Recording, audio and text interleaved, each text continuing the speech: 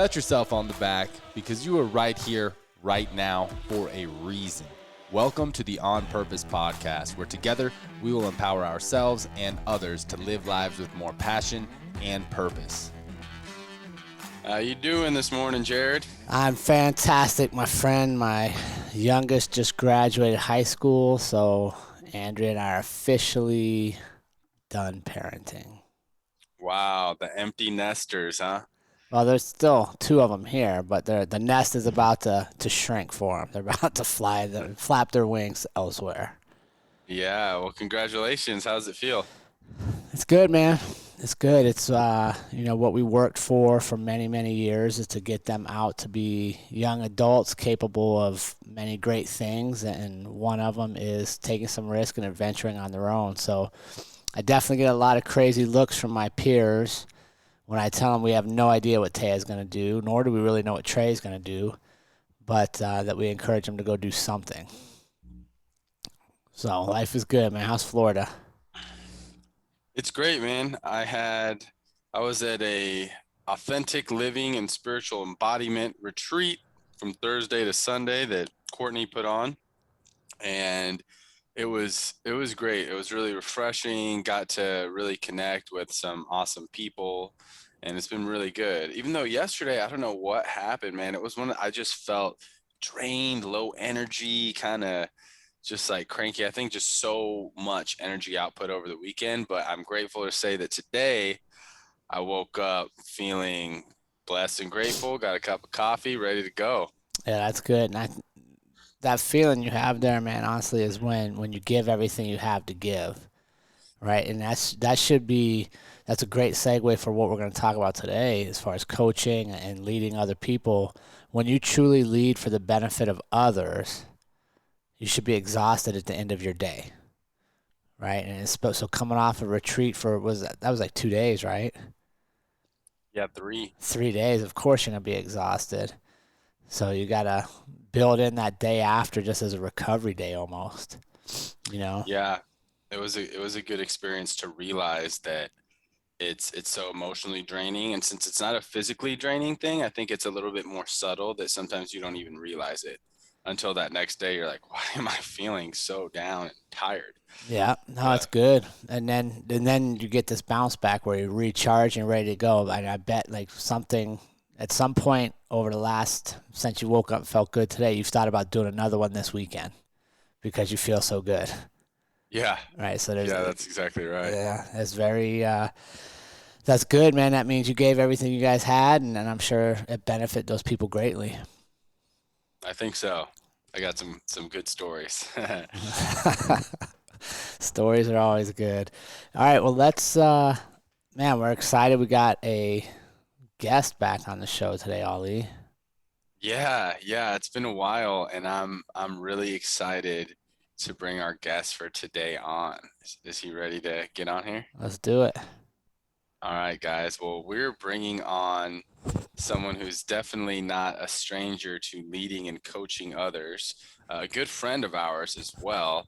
He actually had the opportunity to walk on to a Division I wrestling team and has been leading people in many different realms for a long time. He's taught high school economics, he's taught U.S. history, and he's actually coached many young men in high school and club wrestling. And now he's working on a really awesome project about 100 things every man should know. So I'm really excited to bring on our dear friend, Mr. Chaz Polson. How's it going, Chaz? It's great. I'm excited to be here. I'm a little nervous, to be honest. I kind of feel like right before I'm coaching a new group of guys, I have some things I want to say, and I don't know if it's going to come across like to where they can understand exactly what I'm trying to say. But it's good. I haven't felt nervous and excited in a while, so it's good. Well, Thanks for having me. Yeah, absolutely. We appreciate you coming on, and I know you are a difference maker in the world, Chaz. I've seen it firsthand with the young men and women you get to work with every day, and it's I have no doubt that our community will benefit from hearing a little bit about your story and learning more about you today. So it's an honor to have you, and we're excited to share it with them. Honor to be here. But before we jump into all the purposeful stuff and the heavy things, we kind of got to warm you up a little bit, right? We're not going to just jump in and start maxing out your bench press without a few warm-up sets. So, I want to know, Chaz, if you only get one food for the rest of your life, what are you taking? Oh, my mom's jambalaya for sure. Ooh, that's a good one. Yeah, it's pretty good. I'll eat it cold, warm, a week old. Now, For every meal. Is she Cajun or Creole? She's not. Nope. She's just a talented woman and learns a lot. Spices it up. A lot. Oh yeah. Have to have my sriracha with it too. So, but yeah, it's pretty good. Yeah, I'll have to bring some by for you guys sometime. Well, Ali doesn't eat anything without hot sauce. So how much hot sauce is he gonna have to put in there? Not too much. Not too much. Right. It's pretty spicy already, but all right. Yeah, that's my favorite. What about you? Oh, you don't get to ask the questions, dude. You just answer the questions. Right. Okay. What do you got for him, Ali? Okay, Chaz. So if you had one superpower and you could be any superhero, it could be real or made up. You could be Super Chaz, or you could be Batman and you turn invisible. Any combo that you want, what superhero would you be, and what would your superpower be? My dad's gonna say I'm stealing his because he always says this, but it's a good one. I think I would be like a Tony Stark like character, where you're super handsome, you save the whole universe, you're really smart, and you don't have any other superpower other than you're just a cool human being who takes advantage of super cool technology that doesn't exist yet, but does it? Tony Stark, or does it? That's right. Or does it? That's good, Tony. That's a good one. All right, Chaz, and one final warm-up question for you. What books are you currently reading? Atomic Habits. Don't know the author's name, but I've been listening to it. I don't really like to read as much as I like to listen to audiobooks a lot, but Atomic Habits, and then I'm listening to a book on leadership by John MacArthur. Oh, very cool. What's the principle in that, or one of the principles you've taken away? So that book on leadership by John MacArthur kind of goes through the life of Paul in the New Testament, and how he was able to lead, and some of the principles he had. Like one super cool thing that I heard or was reading was Paul was a prisoner on his way to Rome, and he ended up taking over leadership of the ship that was bringing him as a prisoner to be executed in Rome. And by speaking with authority and competence and taking charge, he was able to convince his captors to listen to him on his way. And that's like kind of unheard of. About you're a prisoner and you're gaining the trust of your captors to let you go on shore and go and spread your message, and then they trust you to come back, and you do. So there's some weird stuff in there, but it's pretty cool. Yeah, very interesting. Wow. What's that book called, Chaz? It's called A Book on Leadership by John MacArthur. The Book on Leadership. Nice. Yeah. And he goes through like 14 or 15 different like tenets that every good leader should do. And like one of them is like, you have to let the people under you know that their best interest is in mind. And that's one of the good ways, like I try to implement in my coaching a little bit. Yeah. This thing, just listening to that story is a takeaway that I've talked about for many years in any class I get to teach, and that is that leadership doesn't necessarily come from a certain position in life, right? We can all lead no matter where we're at. So in that example, he's actually a prisoner on a ship with people that have much higher military rank or social status than him, yet under duress, he emerges as the leader. And I think that's a good lesson for all of us in our communities. You can lead no matter where you are. It's just a choice to, just like you said, put others before yourself. Yep. So, and listen to that one a couple times and still like not retaining all that I can from it. So sure. Yeah, it's pretty good. That's good. Chaz, I want to first talk to you about walking on to a D1 wrestling team, right? So for those of you in our community that aren't super sports oriented or into wrestling as much, Division I wrestling is the highest level of college wrestling in the country. And for many people, it's a goal, but it's scholarship based, right? Everybody wants to be a scholarship wrestler, and when you come in with a scholarship, you have a certain status, and there's money invested in you, and the university has a certain expectation of your talent. But when you come on as a walk-on, it's completely the opposite. So give me an idea of what it was like walking in there the first day as a walk-on, the emotions you went through, and then a couple things you had to overcome moving from walk-on to national qualifier that will stick with you the rest of your life. Well, my dad and my mom had me when they were in college, and my dad walked on and played football at Wyoming. And so, as a little boy, seeing my dad, he's like Superman. And I hear stories like he walked on, he earned a scholarship, he is a Wyoming Cowboy. That's all I wanted to be growing up. So an expectation of a scholarship wasn't really there for me. That would have been great, but I kind of knew that that's kind of the route I wanted to take. Seeing how my dad always talked about it's a tougher road. And wrestling's a little different than football because there's only like 32 spots on the team, and there's only 9.9 full scholarships to give out. And so that's divided amongst a whole bunch of people. Some of the people are on 50% scholarship. Some people are on 100, if you're really good. But I didn't feel really out of place all that much because our coach did a good job of letting us like keeping some the finances and scholarship information private. You didn't really know exactly who was walking on and who had some money with them, But you knew who the blue chippers were. Of course, right? yeah, absolutely. You know who the guy is that's been winning every title around the nation since he was a little kid that comes in the room. And as a walk-on, like for a lot of times, you're there to be a training partner for a while. And like you said, it's a hard road. So what that first workout, do you remember who your partner was and how rough was it? Well, our first workout, our coach kind of tricked us because our first workout my freshman year, we played games. And so we're all the freshmen and new guys are laughing and thinking that this is going to be awesome.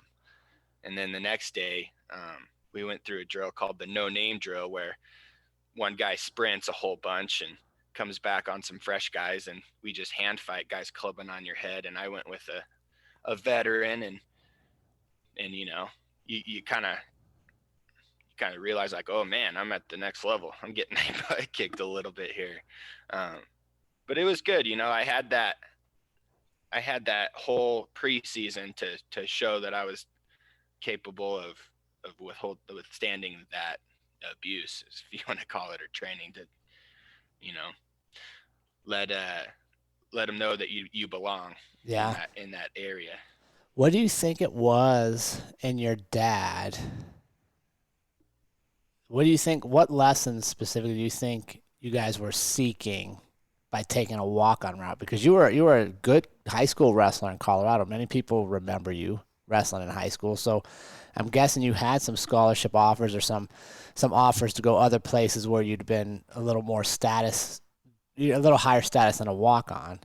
But what was it specifically about the walk-on experience that maybe your dad was hoping you were going to get out of, or you were hoping to get? Well, I wasn't really even planning on wrestling in college. It was, I got serious about wrestling. I had always wrestled, but it was always something to do when I wasn't playing football. My dad played football. I wanted to play football. My dream was to play football at Wyoming. And I got a preferred walk-on there, but then the coaching staff changed and they told me that was no longer available to me. And I had to, come back in the spring and try out then. And I, at that point, the team's already practicing, you kind of feel a little left out. So, on campus, we walked over, me and my dad, and asked if there was a spot on the team. And he was like, yeah, the best, yeah, we'll give you a tryout and see if you can make it. I thought at least I could be a good practice partner, like you said. I always worked hard and I have enough skill to at least give guys a good look. But no, what really got me interested was he was saying, my coach, Mark Branch, he told me in that office, I'm going to start the best guy. And I was like, that's all I need to hear. Because there's a little politics to be played with football. I'm not the fastest dude ever, and I'm not the tallest dude ever. And those things, I don't necessarily pass the eye test in a football uniform. But, you don't have to in wrestling. There's some goofy looking wrestlers that do all right. So what would you say is a takeaway you got from that experience that'll stay with you the rest of your life? Same. So sorry. Yeah. Didn't answer your first question. That I didn't quit. And my dad would tell you the same thing. Like, walking on, there's a little doubt in your head, just, like maybe I don't belong here. And, it's easy to quit. A bunch of people quit, a bunch of walk-ons quit, cause they might not feel like they're getting attention, and that it's easier to take on a victimhood mentality when you're kind of joining the team instead of being asked. But there was a time in my dad's career and a time in my career where we both, like, I had transfer papers filled out. I'm ready to go. And the excuse I said in my head was the same exact excuse that I've heard all my friends and anybody on the team that quit used, which was like, it's not my fault. It's my coach's fault. He's not making it fun for me. It's all these external forces. And I stopped and I'm like, man, I don't want that to be me. Like, I'm not going to, like, why would I give somebody else that power to dictate something in my life, what I want to do? Right. And I just decided, like, no, I'm going to stick it out. I'm going to finish. And just finishing, like, not quitting was probably the thing I'm most proud of myself in that situation. So that's my biggest takeaway. Yeah. And I love it. And I think, quite honestly, that there is one of the reasons you relate so well to the people you get to coach, is because, and it's something I've talked about many times, it's not abnormal to think about quitting, right? Everybody I know will think about quitting at something in some point in their life, but it's when you don't quit that you get better, right? It's when you don't quit that you get that sense of pride. And I think that story there, Chaz, is quite honestly one of the reasons you relate well to your students and to this community, is that you didn't have all the answers. It wasn't always rainbows and lollipops and glory. A lot of times it sucked and it was very hard, but you didn't keep moving. You never stopped moving forward, even if you thought about it for a moment, right? And I think that's not just a wrestling story. That's a life story. If we have dreams and goals and we're willing to work towards them, there's going to be times when we're going to question, is this worth it anymore? But it's what you do when you're questioning that determines how you're going to feel about it. I mean, can you even imagine what would have happened if you'd have transferred out of there and where you'd be at today and what you'd have felt like? I would have a hard time being around any of the friends that I made up there. I would feel a little ashamed, if I'm being honest. Yeah. I would have regretted it for a long time, and maybe wouldn't be coaching. And that's something I love to do. Yeah. I think about all the time. Yeah, that's Chaz, awesome. I'm curious, when you walked on there at Wyoming, you were going through this tough experience of being a walk-on, and everything that we just talked about. What was the other side of your life looking like during that time? What were you in school for? What were you studying? What was campus life like? What was that other side of wrestling during that time? It was really fun. I studied political science. That was like the third major I landed on. I think I started out engineering and figured out, like, you know what? I actually don't like math all that much. So I picked something that interested me, and in politics, and understanding why people think the way that they do is something that interests me. So that's what I went academically. In my social life, I was all by myself. I was pretty disciplined in high school. And when I say disciplined, I was afraid of my dad and getting in trouble. So I stayed out of it. And then, you have a little freedom, and you're exploring different things with your friends, getting into a little bit of trouble, but it was fun. I definitely, for a little bit there, my social life didn't reflect that I was a Division I wrestler. And I think that's, I wasn't like partying every night or anything, but there are little things that weren't helping me get my goals accomplished in terms of wrestling. But it was good. I think it's all for a purpose, and some good lessons learned, growing up a little bit. Yeah. When you were thinking about quitting or transferring out of there, did you talk to anybody else about that? I did. So the reason I'm quitting, well, the reason a lot of people quit is, like I said, it was Branch's fault. It's not my fault. Like, for a lot of guys in that room, they're the best guy on their high school team, or one of them, and they're coming in and they don't have to deal with a lot of adversity.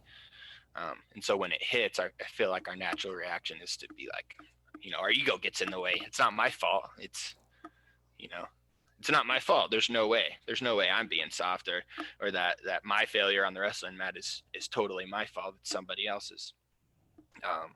And so I kind of had that victimhood mentality.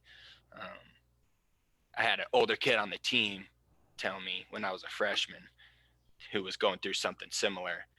What he said was, "Man, you're just a number in that guy's book. He doesn't really care about you." And that stuck with me. And so, carrying that with me, any opportunity I had to take a challenge from my coach as him picking on me or him trying to run me off, I took it as that. I took it as like, man, this guy just hates me. This guy wants me to fail. And so, like, our egos got in the way. I'm pissed off at him. I have a really bad performance one year, and he poked me in the chest and said, "You'll never put on a singlet for me again." And like, I'm like, all right, well, that's it. I'm leaving. And he brought me into his office at the end, like going into my senior year. And he said, "You know what, Chaz, you can probably be a practice partner. You can stick around as a practice partner, but I'm probably going to start one of these incoming freshmen." And, come to find out, he told that he said the same thing to all my roommates. So I don't know if he was being serious, but he was trying to elicit a response of like, all right, like, he was challenging us. And I decided, I sought out some advice from my mentors before I made a decision. I talked to my dad. It was one of the first times in my life where my dad was wrong to me, where he was like, "Yeah, you're just transfer. Let's get out of there." Right. It was one of the first times where, like, okay, maybe he doesn't know the right answer. And I knew he didn't know the right answer. And so I was like, man, I'm going to not listen to my dad for one of the first times in my life about something big. And then, go ahead. Sorry. I was going to say, how did you know that, Chaz? Because I think that's big right there because you just referred to your dad as your Superman, to have that self-awareness of making a decision different than what your dad's suggested. That's a big moment. How did you know that you needed to go in a different direction than what your dad suggested? I think I knew the truth deep down, that I was being a little bit of a victim in the situation, and I don't know if it was my pride that wouldn't let me realize that in my head, but it was maybe a feeling. He was like, yeah, it was the first time that he had suggested I quit anything. And so, transferring to me was a form of quitting, and I had never heard my dad suggest I quit anything ever. And so I knew like maybe this guy who I take all this advice from wants the best for me, and he certainly does, but maybe he doesn't know what that is in this situation, even though he wants the best, but he doesn't know. He doesn't know what the situation is totally. Yeah, I Because love he's getting a that. certain story. I love it, man. I'm sitting here just smiling because I'm thinking about the book that actually Chaz first brought to light for us about the 4 archetypes of the masculine male. And I'm just picturing myself in that dad role.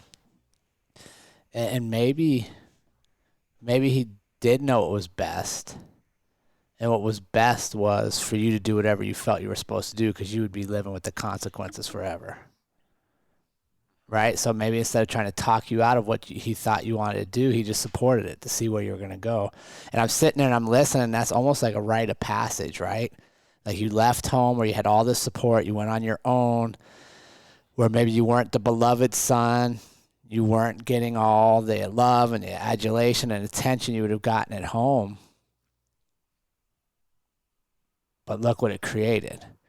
Right? When you came back to your dad and you stuck it out and you came back to your family and you wrote out 4, 5 grinding years of hard work, got your degree, had success. That's almost like a rite of passage there, right? That we've talked about before, that sometimes a lot of our young men and young adults are missing nowadays, is a lot of life is sometimes too easy. Or there's too many excuses, or it's too easy to walk away when something gets difficult. So maybe he did know it was best for you, and that was for you to do what you thought was best.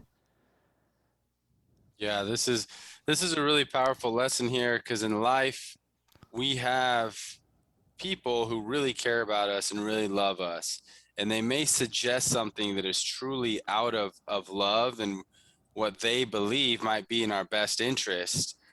But I think a lot of the time that deep down, like Chaz was just saying, that deep down we know. And sometimes it can be really, really hard to go against what your Superman says, whether that's your father, your mentor, your leader, someone that really loves you, that's looking out for you. So there's a really powerful lesson in that. So I really appreciate you sharing that, Chaz. So what happened next? You hear from your father, hey, you think I should quit? You have this deep-rooted belief that you've been carrying with you since freshman year of, I'm just another number in this guy's book. He's poking me in the chest, challenging me. What happens next? So I sought counsel with one of my high school club coaches. His name was Tom Klum. He was a pretty good wrestler in high school and went on to win a couple Big Ten titles at Wisconsin. And I was kind of telling him what was going on, and he's been around programs and kids that have gone through tougher situations, and I was expecting a different response from him. I was expecting him to be like, maybe even say like, oh yeah, you should transfer here, I know this guy, I'll help you out, or like kind of just totally support me. And he just kind of listened to me complain, and he said, you can transfer, but it's probably going to be the same situation wherever you go. If you're feeling victimized here, who's to say you're not going to feel victimized in another place when things don't go your way? And I thought, like, okay, like, Al, all right. Yeah. So what happened next for me was, I had my meeting with Branch, and he told me I'm going to be a practice partner, and he's going to start this freshman. And like something switched in my head, was like, all right, I'm going to give this guy no choice. Like, he's going to start me, or he'll have to kick me off the team. Like, I'm doing it, like that poor freshman, man, because there was only one freshman around our weight, and all the guys he said that to was heavier and practiced with that kid. And yeah, he got some residuals. But see, I love that from That's great advice from Clum, right? Because the reality is, it's you.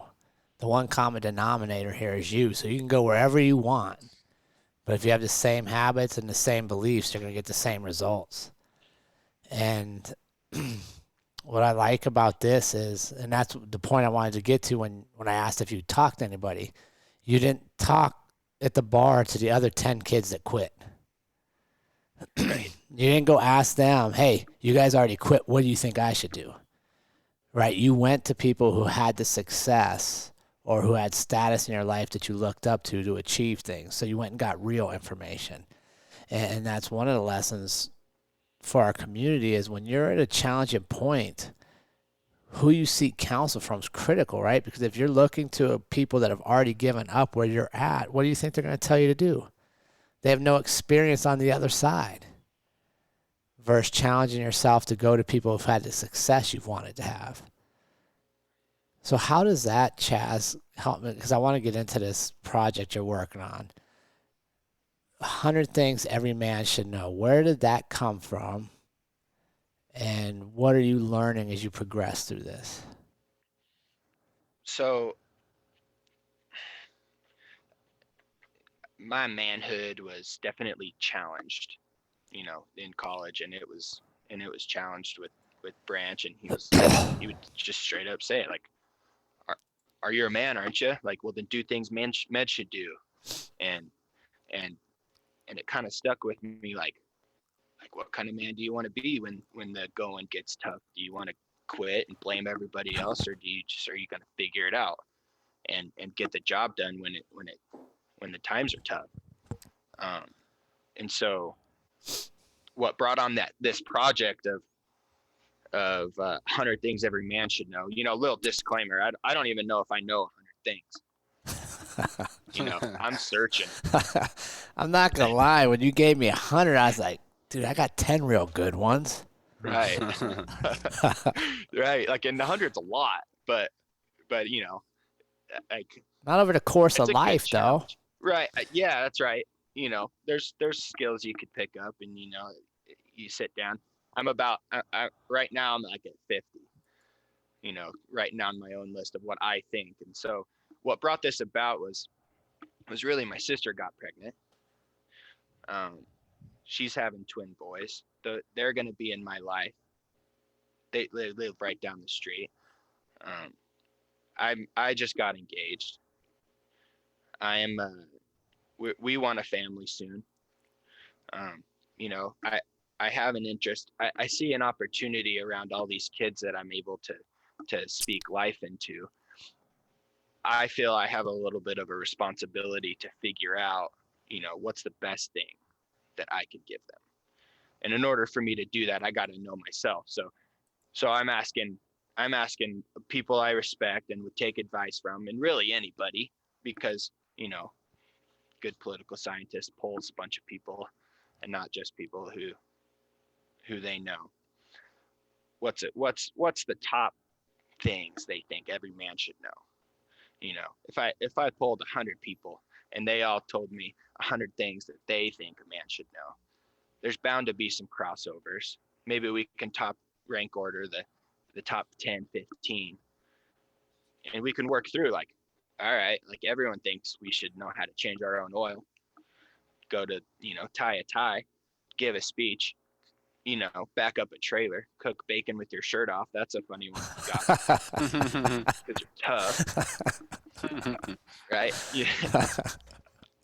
Like, I think that'd be a really cool thing. Like maybe, like, what does everybody, a lot of these people, a lot of these men think that we should know. And I want to be able to say, like, yeah, I could do those things. And now I can do those things. Now I can maybe speak life and, help some kid out who, like, doesn't have an opportunity to know how to shoot a gun, or, take him to the range, or defend himself, or, little life skills that might mean a lot. And then, building those little relationships, you might be able to speak life into somebody and articulate that, like, hey, what kind of man do you want to be? Do you want to be one that quits and blames everybody else for their own failures? Or do you want to be a man who tries, tries to figure it out.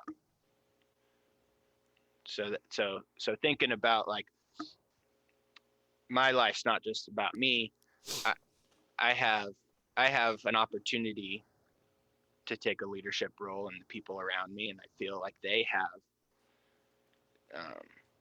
I have a duty to give them my best me. And so I'm trying to figure out, like, how do I get better at this? I love it.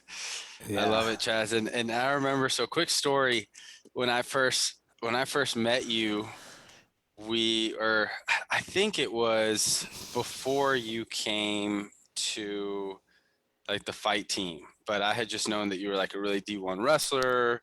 You're pretty big, I probably over 200 pounds at the time. Yeah. And just a really high level wrestler. And what I noticed about you right away was that you were very giving.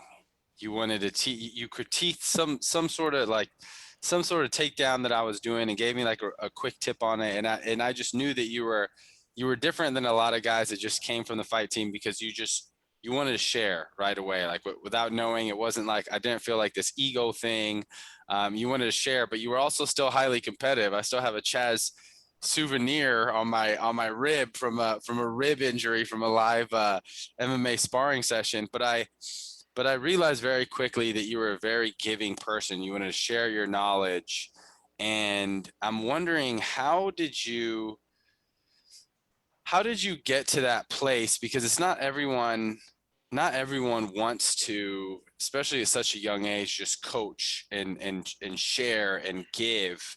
And I feel like that's part of your purpose. So can you speak a little bit on like what got you to even want to take on a project like 100 Things Every Man Should Know? Because it's so much more than just knowing for yourself, right? This is something that you want to share. How did you get to that? I feel like I'm very lucky. I feel I have a dad, who takes time and explains things to me and puts me in situations where I was able to learn from high level people. And I don't feel like I'm any like I'm special, like I was a special athlete or like a super good wrestler, but when I got around people who really knew what they were talking about, all it took for them was like a tiny bit of encouragement and just a tiny little detail and change of like maybe technique, or add like hey, that looks pretty good, but just turn your head like this and here's why. And it was like, oh my gosh, all this stuff makes sense to me. And you have this little burst of motivation and you get excited about it. And I loved that feeling. I loved that, like, someone's struggling with something and you just turn like a little valve and be like, hey, here's your issue right there. And then they get it, and then they're like, oh, and they get hungry for more. They're like, all right, what else? Like, what else could I get better at? And so when I was in college, we had a little kids program that practiced after us, and we were supposed to rotate on coaching them every once in a while, but we're done with our practices and let people have their studies, and it's kind of a pain in the ass to go in after your practice and coach little kids who takes a lot of patience to coach little kids. But I was able to like take a little kid who was crying about something, pull him aside and be like, hey, like, like there's grown men in this room crying like 2 hours ago. Like, it's okay. All that matters now is that you go out there and you try to get another takedown. And he, like, you see the little guy like chest up like a little warrior and like shake his head and wipe his tears and then go out and try to get a takedown and get his ass kicked again. But he pops up again and tries again, and he pops up again and tries again, and his mom was like, what'd you say to him? I'm like, I just told him it was okay and that he should just keep trying.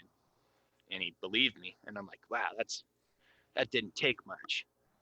It didn't take much to do that. And so I love that little reaction of like, you can think it was in that book, King, Warrior, Magician, Lover, where there's a man that pulled an external force that pulls the man out of the boy, that like just challenges him a little bit, just tells him, it like kind of gives him permission to take on a warrior spirit of I can learn this, I can do this.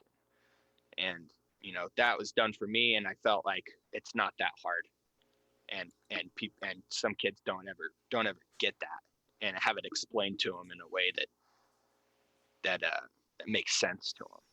Yeah, I love that. And just right there shows the quality of coach and person you are, Chaz, and the fact that I guarantee if we walked into any kind of a place where little kids are crying, 9 out of 10 people are going to be telling them to quit crying, but not delve into them that crying is okay, but here's how we're going to overcome it. Right? They're going to focus on trying to stop the behavior they don't want instead of taking the behavior and leading it to what that desired outcome is supposed to be. Because last I checked, nobody comes into anything and goes, man, I really just want to cry today. I want to have my feelings hurt. I just want to be upset and cry for a while. But as a result, so looking at, okay, why are we crying and how do we get to the next point? And I think that's huge. And I think 100 things every man should know. There's going to be a lot of stuff that comes up that would make people better, make men better, right? Like learning to cry, being okay with crying. I mean, sometimes we think of man stuff and it's hunting and changing oil and apparently cooking bacon without your shirt on is very manly. But there's also a lot of important stuff in the emotional side that I think has been really hidden from men over the course of time and in recent history, where men, and unfortunately it manifests itself in some very negative behaviors for men. So I like that I just love that example right there, that you told that little dude it was okay, that, man, I was crying in here, and all these heroes you look up to cried at some point.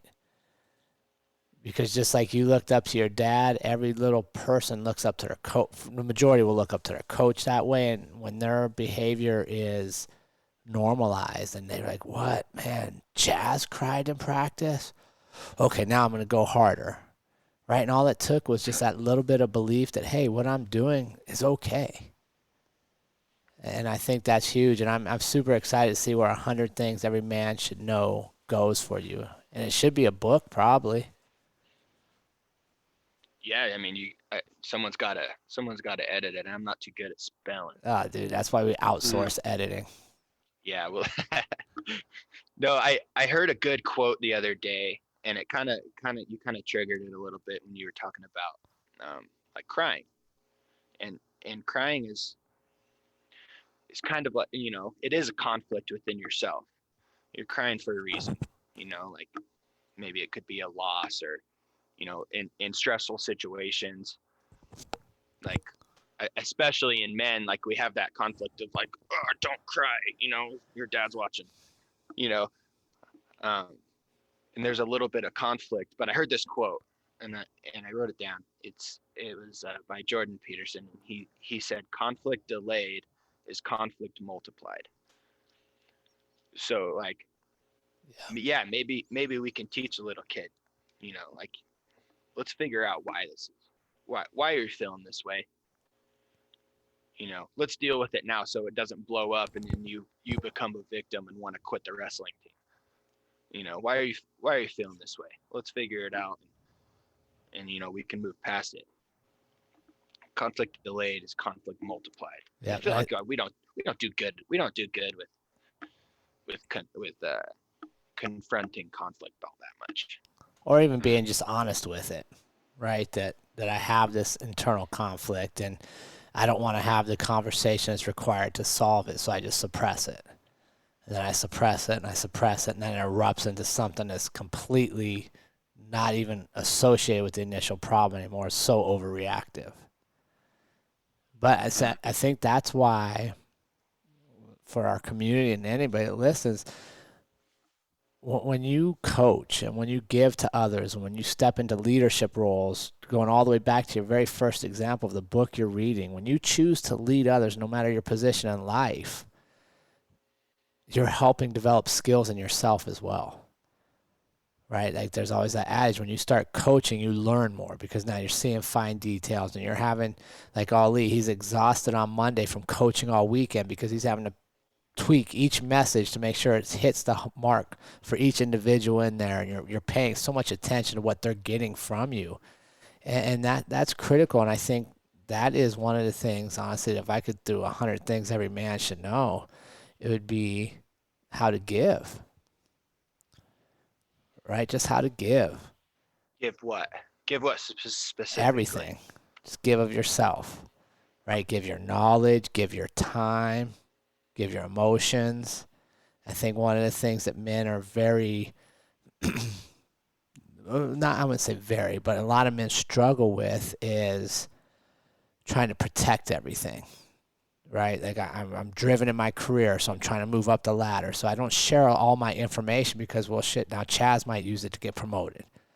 I don't coach because I don't have time. So now I don't share my knowledge in the wrestling room or sports or whatever it is I have a good talent at. I don't love my family the way I should because I have to spend so much time at work and I'm exhausted when I come home.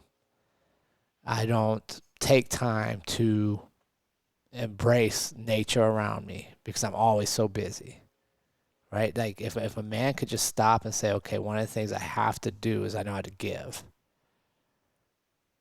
And then challenge yourself in any aspect. Am I giving or am I taking? Am I giving or am I protecting? Because we have this idea that you're always either giving or taking from somebody, but sometimes you're not doing either. You're just there, but you're protecting everything. And if you look, like, where do most of us thrive is in places we share. Communities where sharing is the expectation.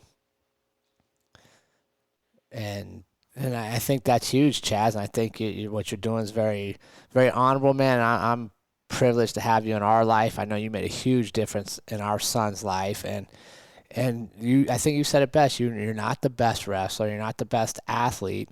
And my son had been coached by many people over the course of his years, but you connected with him. And I think you connected with him because you were truly invested in him becoming better.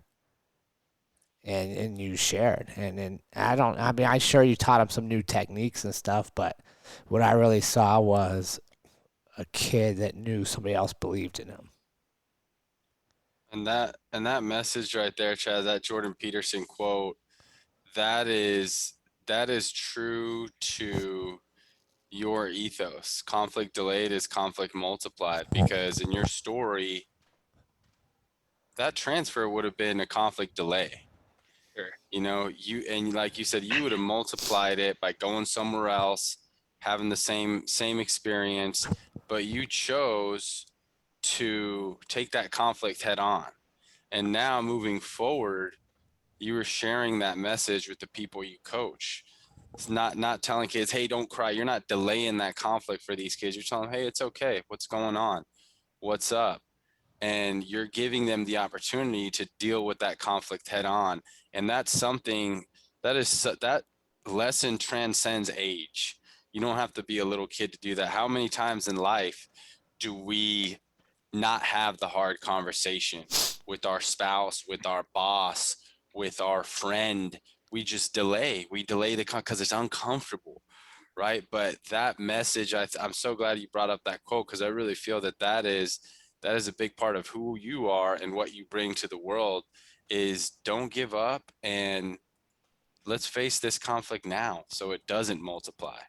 So I'm really glad that you shared that, and it shows in your story of what you experienced in college, being a walk-on, and what you decided to do, and that resulted in not having that situation multiply in life, because many times in life we multiply the same lesson. So thank you for sharing that. Yeah, and I just think, like, listening to your story, Chaz, how easy would it have been to quit if you would have transferred, right? Where all of a sudden nobody even knows you, right? Because you said one of the things that kept you from quitting is you'd have been embarrassed being around all your friends, seeing them on campus, knowing that you no longer went through the struggles with them, that you bailed, you took the easy road out, but you transferred to a new school where nobody knows you. Maybe you go to 1 or 2 practices and you see the coaches challenge you in the same way. It's easy to quit, right? Because you changed your circle. You moved your circle from a place that's going to hold you accountable and there's expectations to a place where nobody knows us. And I think, sometimes we do that. That's the easy road. But I just want to thank you, Chaz, for all that you do to our community and all the people you impact. And I just want to make sure people understand out there that when you choose to believe in yourself and you share your belief and you choose to believe in others, you never know what doors you're opening for them when they start to believe in themselves simply because you took time to give and you gave your belief and your care. And I do think that would be at the top of my list of everything a man should need to know is how to give. Yeah, that there's a little message in Matthew that Jesus refers to his followers as the salt of the earth, and I didn't really understand what that meant. Like I'm not salt, but what in the ancient world, like salt was used to preserve things that were worth preserving, and it's used to enhance flavor of things. And so I think we should have more salt. I think people should be more salt of the earth, where they are giving and enriching somebody else's life, and not just helping to preserve some of the things that help them. You know, um, be salt of the earth, help someone out. Yeah. It's that weird little servant. It's like the upside down kingdom. It's like the weird servant approach to things is like kind of selfishly is how you get more out of everything. I'm way more excited for like a Trey to go and do well in his senior year than I was for myself to qualify for nationals. Like Yeah. I was way more excited to see him like hell yeah, like check him out, he did it, right? And it's I feel like people don't give themselves those opportunities all that much to experience that. Like you helped him believe in himself. Yeah. That's selfishly a super cool feeling. Well, and then he does it to somebody else, and when does that end? You know what I mean? And Right. I think it all goes back to us choosing to give. Like you gave a little bit of belief, a word, a little bit of your time, and that changes lives. So Nice and salty. Be salty, yeah. that's a good one. So Chaz, before we wrap up, just want to say thank you for coming on and sharing a lot of your insights and wisdom here. I think that the OPP community has a lot to gain from it. I want to know, where can the community reach out? They might have some other ideas for you that might even be better than cooking bacon with your shirt off. So I want to make sure that they have a place to reach out. What are some social handles where people can reach out to you if they want to share or connect with you? Out here, let's do an email. Okay. Let's do an email, and if anyone feels like they have some thoughts on that you have 100 things, or you have, like you said, some suggestions, like I'm open. This seems like a project that I want to keep working on for a while, and it's going to take a while, but I'm open to it. You guys got some info. I'm open. You guys could reach me at Chaz, it's CHAZ, at APSINC.biz. So that's APSINC.biz, APSinc.biz. I have to say it like that because you know how it is. Some people are like, don't really understand you, and sometimes I mumble. Definitely. What about Definitely social? You're on Instagram? I am on Instagram, but I always kind of forget what my handle is because I'm not on there too much, but I'm on there, enough. We could throw it in the notes for you, my friend. You don't have to memorize it. But I think it's Chaz Polson 125. That's right. Was that back when you were a little guy? You put your weight in there? Nope, that was when I was a senior at 184. I just wanted the people to think I was littler. Like, whoa, that guy's 125. Well, it worked because every time I saw it, I was like, he must have wrestled lighter weights when he's younger.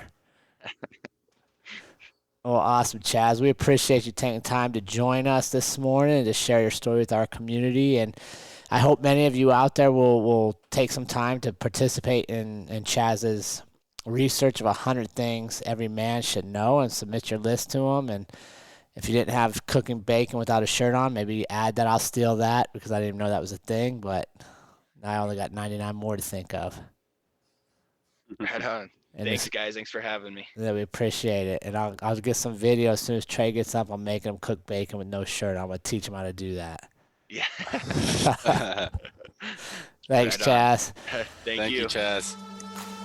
And remember, team, life is far too short to live any other way than on purpose. We will see you all again next week.